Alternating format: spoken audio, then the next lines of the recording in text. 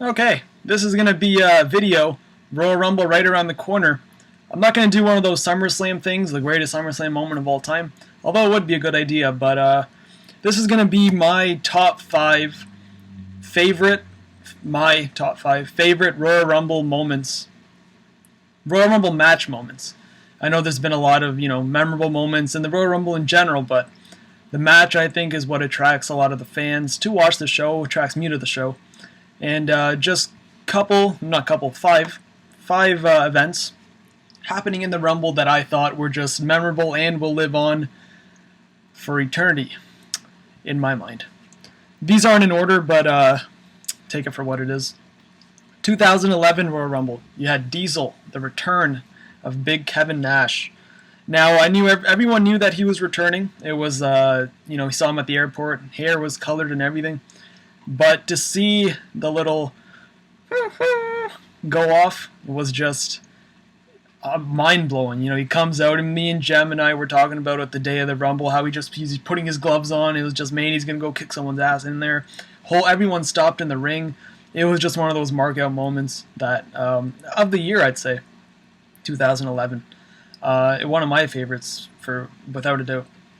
2005. Now this may be a little sick-minded of me, but when Vince tore his quads, both his quads, after the Cena and Batista little scruffle after their match, Vince, for those of you who don't know, I'm sure there's a couple of you.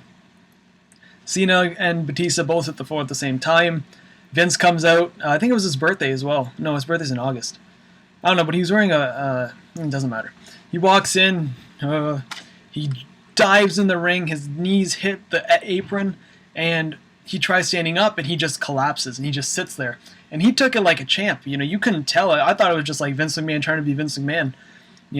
Talk to me, and turns out tore his quads, and he got helped in the back, and he was out for a long time.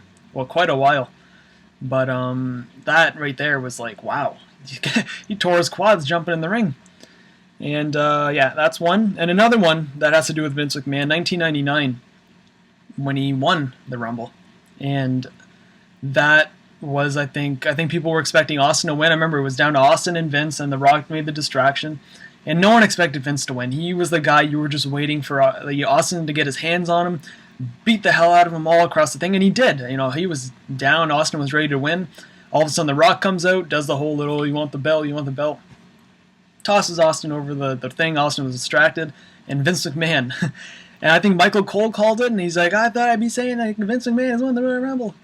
Man, what? I was 9 years old at the time, and I was just like, what? Vince McMahon. So that's one. Well, that's one of three of five. And next, 1992, Ric Flair goes coast to coast, the first man to go number one, and be the last man standing and win the WWF title. This set the trend for guys like Shawn Michaels, Chris Benoit. I think Rey Mysterio, technically, he did the same thing. He came in at number 2, and I think that kind of ruins the legacy of the number 1 spot. You see a lot of guys coming early and they go the whole route, or they're going to come in at 30 and then they're going to go.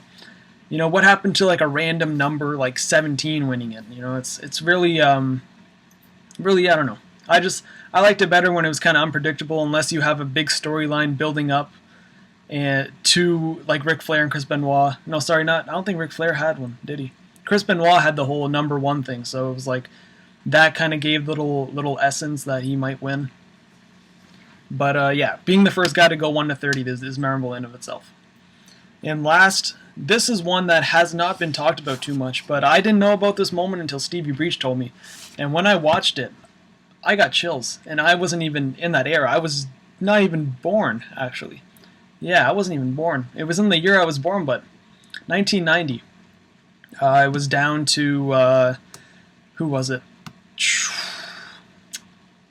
Jesus, God. It was Michaels, Rick Martel, Hogan, Warrior, and one more guy. Can't tell you who it is. And what happened was Warrior and Hogan started cleaning house. They just tore everyone. Everyone's gone. You're down to 2 guys, Warrior and Hogan. And what happened was the roof came off the building, because that was the first encounter of Warrior and Hogan. There's two faces, biggest faces in the company, going head to head. You had Warrior pounding his chest, you had Hogan getting hulking up, and right then and there you knew that you had your main event for WrestleMania.